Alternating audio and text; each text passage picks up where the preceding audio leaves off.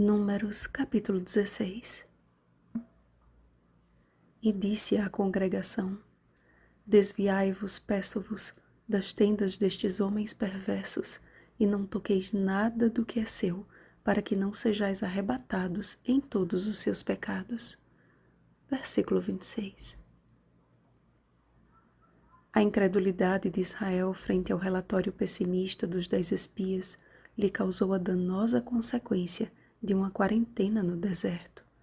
Inconformados com o resultado de sua rebelião, Corá, Datã e Abirão, com mais 250 varões de renome do povo, se ajuntaram contra Moisés e contra Arão. Não aceitavam a sentença divina e lançaram sobre seus líderes o pesado fardo da culpa. Pensavam poder assumir a liderança e ainda julgavam ser isto a coisa certa a se fazer.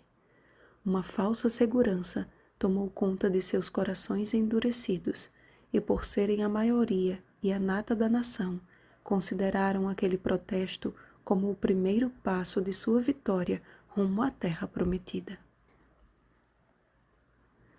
Ao mandar chamar Datã e Abirão, Moisés recebeu uma resposta ousada e rebelde, a confirmação de que seriam sempre um estorvo à sua liderança. Pela primeira vez, a Escritura relata uma atitude inversa ao seu caráter manso. Moisés irou-se muito. O grande líder, porém, não ousou usar de sua ira para ferir seus inimigos, confiando na justiça divina. Em contrapartida, ostentando o espírito de liderança e exibindo sua predileção entre o povo, Corá fez ajuntar contra eles, Moisés e Arão, todo o povo à porta da tenda da congregação. Todos contra 2.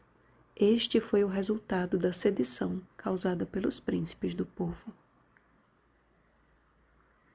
Imaginem o que não sentiu Moisés ao contemplar todo o Israel contra ele.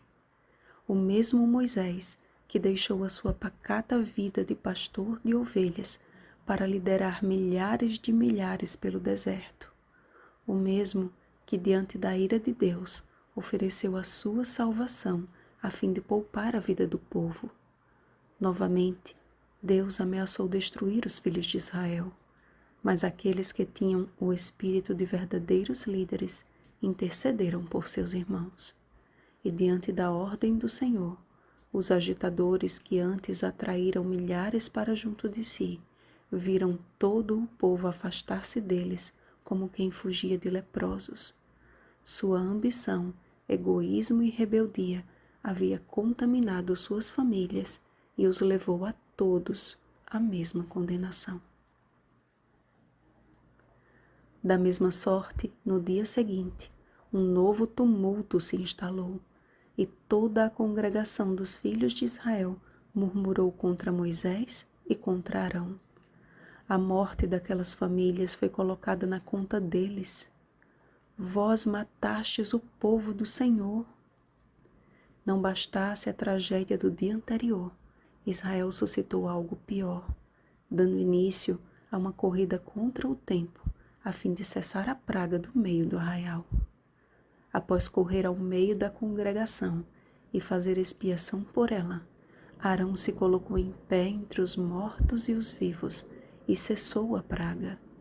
A mortandade naquele dia foi de 14.700, fora os que morreram por causa de Corá. Foi por meio de uma rebelião que Lúcifer iniciou sua obra no céu, enganando terça parte dos anjos. E será por meio de uma rebelião que cumprirá o seu portento para enganar, se possível, os próprios eleitos. Mateus capítulo 24, versículo 24. Instalado o tumulto nas esferas moral e espiritual, Satanás tem instigado uma atitude de rebeldia, mesmo entre o professo povo de Deus. Notem que a rebelião inicial de Corá envolvia homens de influência, homens eleitos pela própria nação para serem seus príncipes. Entretanto, Deus desaprovou a conduta e as intenções de todos eles. Nenhum deles escapou do juízo divino. A nossa confiança deve estar depositada em Deus e em Sua palavra.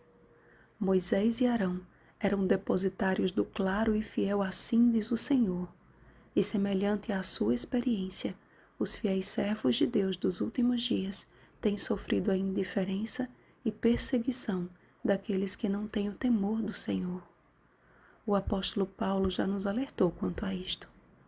Ora, todos quantos querem viver piedosamente em Cristo Jesus serão perseguidos.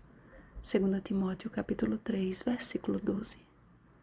E quanto mais o tempo passa, mais difícil tem sido e mais evidente fica de que não precisamos ir tão longe para sofrer por causa da nossa fé. A rebelião de Corá, Datã e Abirão permanece infiltrada na igreja como um veneno letal contra os que agem no mesmo espírito. Envenenam o corpo de Cristo, a si mesmos e suas famílias. A cada manifestação de desobediência obstinada, tomam uma leve dose do mal que os destruirá caso não mudem de atitude. Infiltrados entre o trigo, muitas vezes não podem ser discernidos, mas perto está o dia em que chegará a hora de ceifar, visto que a seara da terra já amadureceu. Apocalipse capítulo 14, versículo 15.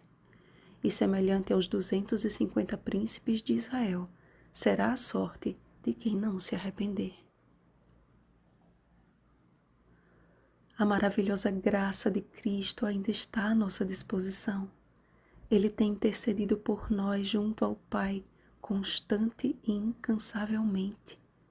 A praga do pecado tem ceifado a vida de milhares todos os dias, mas o grande dia do Senhor se aproxima, quando finalmente o nosso intercessor irá declarar: cessou a praga. Não devemos perder tempo com discussões que não edificam, amados, mas seguir o exemplo de Moisés e Arão, que intercediam pelo povo e confiavam no agir de Deus. Disto depende a nossa salvação, da nossa casa e de muitos que esperam ver Jesus em nós. Vigiemos e oremos.